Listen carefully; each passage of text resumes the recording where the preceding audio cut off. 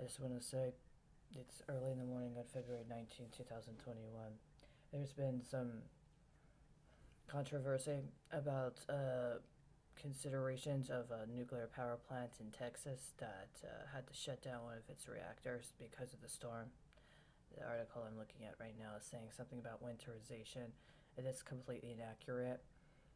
As early as September of 2019, somebody had already been looking through and identifying what they understood to be targets in the United States, specifically nuclear power plants, with an understanding that they had an intention of attempting to carry out a specific form of a attack on the continental United States that had an intention of identifying specifically zones surrounding nuclear power plants that would be impacted or that plant to have been attacked.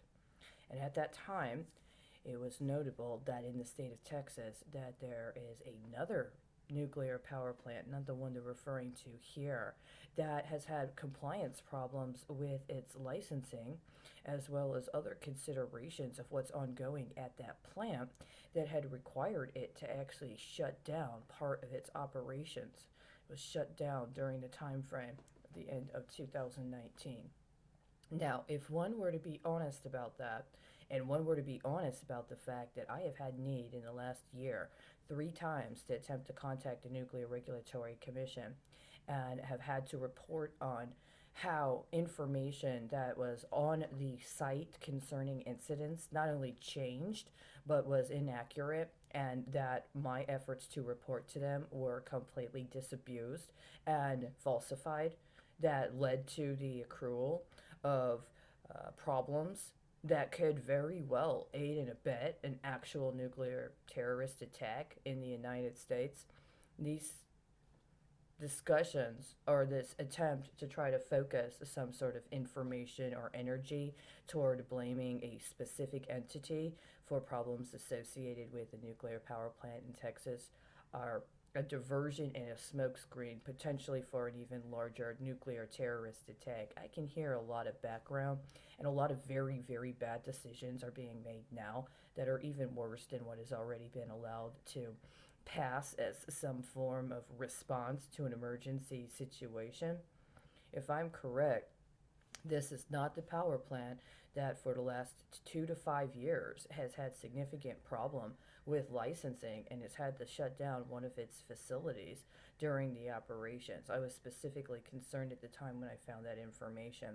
If it is, then what they're doing is they're playing a game, or they're doing some diversion between the power plant near closer to Houston and the power plant closer to the Dallas Fort Worth area. If I'm not mistaken, the area we're in here in Dallas Fort Worth is actually supplied by a nuclear power plant.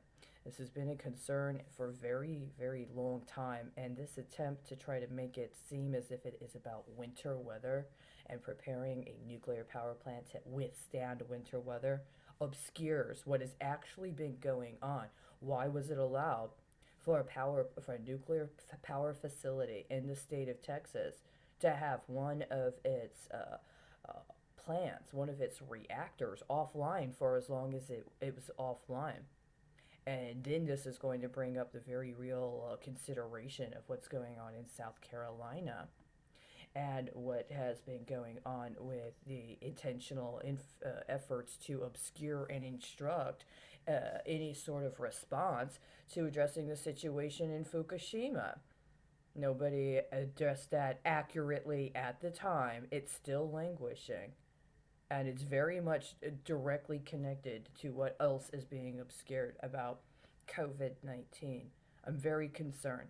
There was attention and focus in autumn of 2019 to subject the United States, specifically based out of potential for exploitation of a nuclear power plant in either South Carolina or in Texas, to a form of nuclear attack, almost on kin with an understanding that the United States needed to have some sort of karmic experience commensurate with what happened with the Chernobyl incident in the former Soviet Union.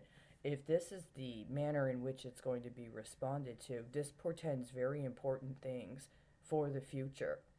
If this is a nuclear terrorist attack or connected to an actual nuclear terrorist attack, akin to what happened with COVID 19, and they're misrepresenting it again as if it's some sort of catastrophe that could have been assisted with more emergency relief.